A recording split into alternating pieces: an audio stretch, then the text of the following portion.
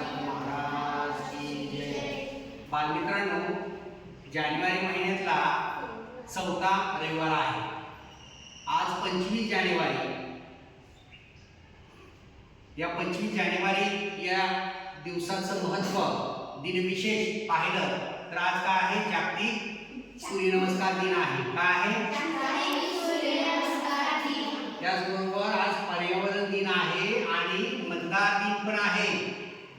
आणि या रविवारी आपण बालसंस्कार वर्ग घेण्यासाठी श्री स्वामी समर्थ सेवा केंद्र पोणार बुद्रुक तालुका राहता जिल्हा अहिल्यानगर येथे आलेलो आहोत. आपण आल्यानंतर पहिल्यांदा आपली चप्पल स्टँडवर पादत्राणी स्टँडवर ठेवली. त्यानंतर पायावरती पाणी घेतलं, औदुंबराला प्रदक्षिणा घातल्या आणि आपण आलो दरबारात महाराजांना मुजरा केला आणि आपण एकत्र बसलो.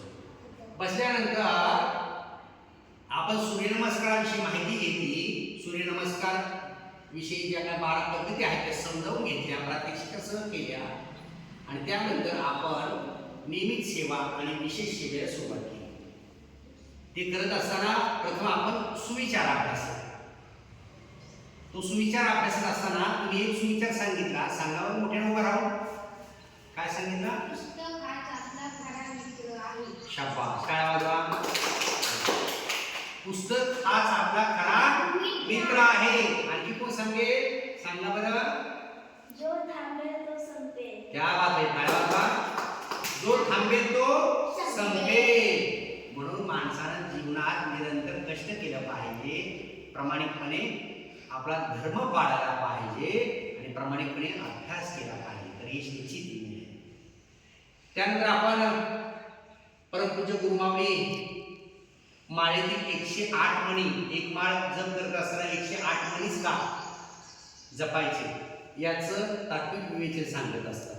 मग आपण आल्या श्री स्वामी समर्थ बरोबर एक माळ जप घेतला. गणपती स्तोत्र असेल, प्रज्ञेवरून स्तोत्र असेल, गायत्री मंत्र असेल, या नियमित सेवा केल्या. आणि हे करत असताना आपण सगळ्यात महत्त्वाचं ते म्हणजे आरोग्याविषयी उपक्रम अभ्यास. तो म्हणजे रसहार आणि रसहाराचं महत्त्व म्हणजे फळांचा ज्यूस. मग तुम्ही कोणकोणत्या फळांचे ज्यूस घेता बरं सांगा? हा बोला. मँगो, स्ट्रॉबेरी, पपई, पायनॅपल, ॲपल, म्हणजे वेगवेगळ्या फळांचे रस आपण घेत असतो. खरं तर फळांचे रस घेण्यापेक्षा मूळ फळं जर चावून खाल्ली तर है ना, चावण्याचा व्यायाम होईल, त्याचा खरा आपण स्वाद कळेल ओरिजिनल. आणि तो चोथा आपल्या शरीरामध्ये गेल्यानंतर सर्व आपली बॉडी काय होईल? नॅचरली धुवून निघेल. म्हणून रसाहारही घ्या, फळाहारही आरोग्यासाठी खूप महत्वाचा आहे. त्यानंतर पर्यावरण उपक्रमाकडे आपण आलो. आपल्याला माहिती आहे उद्या काय आहे? 26 जानेवारी आहे, प्रजासत्ताक दिन आहे बरोबर. मग या 26 जानेवारीच्या निमित्तानं पर्यावरण उपक्रमामध्ये आपण केंद्राचा परिसर स्वच्छ करणं बरोबर, त्याची साफसफाई करणं यासारखं अभियान आपण राबवत आहोत. म्हणजे आपला परिसर, आपली सोसायटी, आपली वाडी वस्ती, आपली गल्ली जर आपण स्वच्छ ठेवली तर आपले आरोग्य चांगलं राहील. जिथे आरोग्य चांगलं राहतं तिथे समृद्धी येते आणि जिथे समृद्धी येते तिथं लक्ष्मी नांदत असते. म्हणून आपण श्रम केलं पाहिजे, कष्ट केलं पाहिजे, आपला परिसर आपण सामुदायिकरित्या स्वच्छ ठेवला पाहिजे.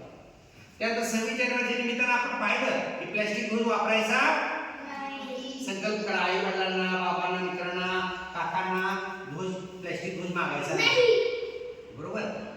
काय होईल बरं? प्लॅस्टिक ध्वज मागितला आणि घेतला तर काय होईल? अपमान होईल. कशा पद्धतीने अपमान होईल? त्या राष्ट्रध्वजाचा, तिरंग्याचा कसा होईल? तुम्ही ते जपून ठेवता का? काय होतं मग परत पुन्हा कार्तिक काय होतं? म्हणजे तो रस्त्यावर पडला जाईल,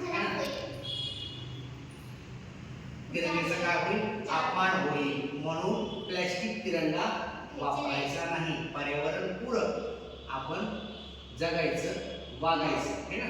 मग या 26 जानेवारी दिवशी आपण तिरंग्याचा सन्मान करत असतो. तिरंग्याला काय देत असतो? सलामी देत असतो बरोबर. म्हणून आजच्या दिनविशेषमध्ये प्रजासत्ताक दिनाविषयी आपण माहिती पाहिली. भारताला स्वतंत्र प्रजासत्ताक देश म्हणून कधी दर्जा मिळाला तर 26 जानेवारी 1950. 26 जानेवारी 1950 रोजी भारत स्वतंत्र प्रजासत्ताक दिन साजरा करू लागलेला आहे. मग या प्रजासत्ताक दिनाच्या निमित्तानं जी भारत भूमीची सेवा ही आपल्या नौजवानांनी, स्वातंत्र्य सैनिकांना, देशभक्तांनी, समाजसुधारकांनी केलेली आहे याविषयीचा असणारा आपण ऋण व्यक्त करत असतो. मग हे करत असताना भारतीय संविधान याविषयी असणारी जागरूकता, भारतीय संविधानामध्ये हक्क, मूलभूत कर्तव्य आणि आपल्या जबाबदाऱ्या आपण पुन्हा एकदा नव्यानं व्यवस्थित पार पाडाव्या हा संकल्प आपण या निमित्तानं करत असतो. बरोबर. आणि हे अभ्यास करत असताना आपण शेवटच्या टप्प्यात आलो ते म्हणजे एकंदरीत आपली जी काही दिनचर्या आहे ती दिनचर्या आपण व्यवस्थित पाळली पाहिजे. मागच्या शनिवारी अर्णव गुरुकुल पीठाला कोण आला हात वरती करा. काल 24 तारीख होती, शनिवारी मासिक मीटिंग असते. हे दोन बालशिवकरी आले होते गुरुकुल पीठाला त्र्यंबकेश्वरला. परंतु गुरुमाऊलीचे हिंदूज ऐकलं त्या हिंदुजामध्ये त्यांनी विद्यार्थ्यांच्या शैक्षणिक प्रगतीसाठी, विद्यार्थ्यांच्या मन एकाग्रतेसाठी आणि विद्यार्थ्यांचे चांगलं करिअर घडावं यासाठी वेगवेगळे छान असे संदेश दिले, माहिती दिली. त्यांचे मार्गदर्शनातून आम्हाला नवी ऊर्जा मिळाली. पालखीमध्ये आम्ही सर्वांनी सहभाग घेतला आणि हे करत असताना या दैनंदिन गोष्टीमध्ये मनुष्य जीवन आणि मनुष्य प्रगती साधणं, समाजकार्य करणं किती महत्त्वाचं आहे हा संदेश आपल्याला दिला दिसून. आता सर्वांनी हात जोडा. आपण काय करूया आता प्रार्थनेने काय करू आणू आपण वर्गाचा शेवट करूया. सर्वांनी सामुदायिक प्रार्थना म्हणायची सुरुवात करा. ओम गुरुर्ब्रह्मा गुरुर्विष्णू साक्षात् परब्रह्म तस्मै श्री